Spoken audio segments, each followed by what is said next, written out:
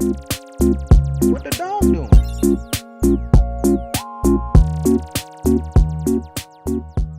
Duh, udah jam segini tapi masih belum selesai juga. Perutku udah lapar nih. Belum dikit tau gak?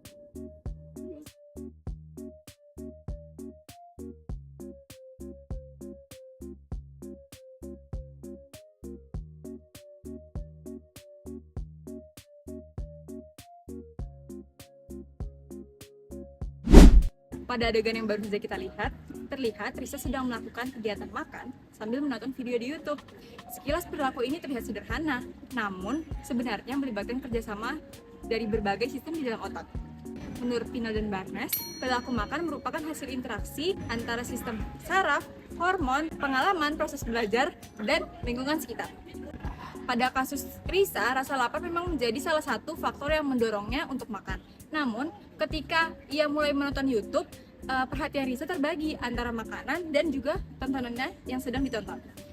Akibatnya ia menjadi kurang menyadari bahwa jumlah makanan yang telah ia dikonsumsi lebih dari yang ia pikirkan. Untuk memahami bagaimana proses tersebut terjadi, kita perlu melihat bagaimana sistem visual, sistem auditori, dan sistem motorik bekerja sama sambil Risa memakan sambil menonton YouTube. Oke, kita akan membahas peran sistem visual. Saat Risa melihat video di YouTube, cahaya dari luar layar ponsel masuk melalui kornea dan lensa mata, kemudian diterima oleh retina. Di dalam retina, terdapat sel fotoreseptor yang mengubah cahaya menjadi impuls listrik. Impuls tersebut kemudian diteruskan melalui nervus opticus menuju talamus, tepatnya ke bagian lateral genuculate nucleus atau LGN. Dari talamus, informasi diteruskan ke korteks visual primer yang berada di lobus occipital. Di korteks visual primer, otak mulai mengenali bentuk warna, gerakan, dan objek yang muncul pada layar. Setelah itu, informasi diproses lebih lanjut oleh area asosiasi visual sehingga Risa dapat memahami isi video yang sedang ditontonnya. Nah, karena video tersebut menarik, sebagian besar perhatian visual Risa tertuju pada layar ponsel. Akhirnya, perhatian terhadap makanan menjadi berkurang. Inilah sebabnya Risa tidak terlalu memperhatikan sudah berapa banyak makanan yang sudah dia makan.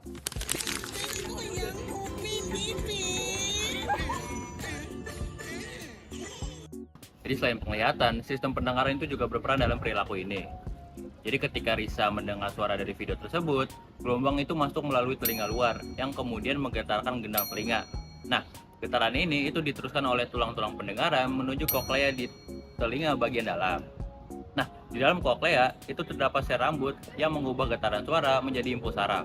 Impuls saraf ini kemudian itu dikirim melalui saraf vestibulokoklear yang menuju batang otak, talamus, dan akhirnya mencapai korteks auditori primer di lobus temporal.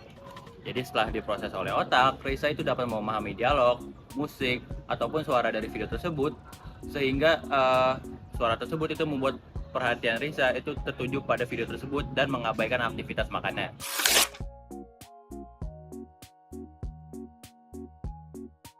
Setelah informasi diproses oleh otak, sistem motorik mulai bekerja agar perilaku makan dapat dilakukan.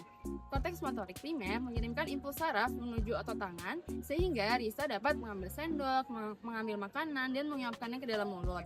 Pada saat yang sama, otot rahang dan lidah bekerja sama untuk mengunyah makanan, sedangkan otot-otot pada tenggorokan membantu proses penelan. Nah, cerebellum itu berfungsi mengatur koordinasi gerakan agar semua aktivitas tersebut berlangsung dengan halus dan juga seimbang. Basal ganglia juga membantu mengontrol kelancaran gerakan sehingga proses makan dapat dilakukan secara otomatis tanpa harus dipikirkan secara sadar. Selama Risa makan, hipotalamus menerima berbagai sinyal dari tubuh. Lambung yang mulai terisi akan mengirimkan informasi melalui saraf vagus. Selain itu, hormon seperti leptin dan insulin memberi sinyal bahwa kebutuhan energi tubuh mulai terpenuhi. Sedangkan kadar hormon grelin yang merangsang rasa lapar mulai menurun. Namun, karena perhatian Risa lebih banyak tertuju pada video YouTube, ia menjadi kurang peka terhadap sinyal kenyang tersebut. Akibatnya, ia baru menyadari bahwa makanannya sudah habis setelah selesai menonton.